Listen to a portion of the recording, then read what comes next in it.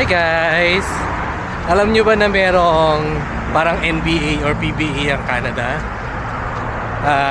Subukan natin panoorin ngayon. Tingnan natin kung mala NBA yung galing. Kasi may mga NBA players din dun eh. So, liga, samahan nyo ako!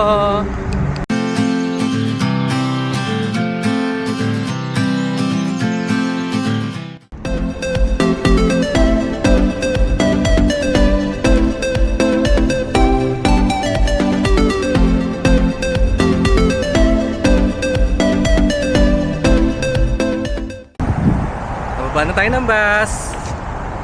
Dito yung venue ng basketball dito, parang Araneta Coliseum. Doon tayo.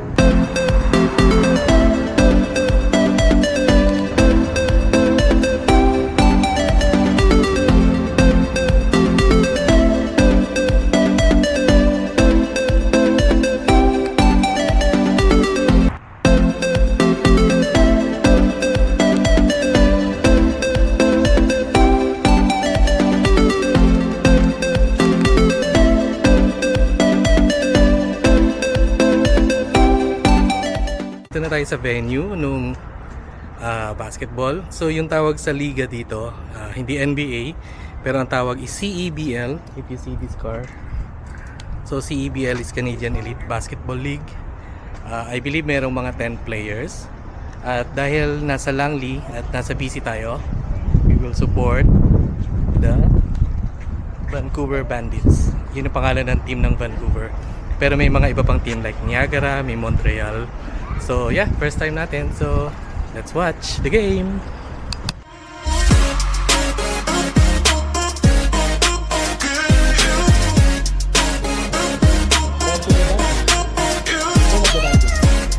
So mamaya pa yung game, pero dahil fan appreciation day today or night, may konting events or activities dito sa labas.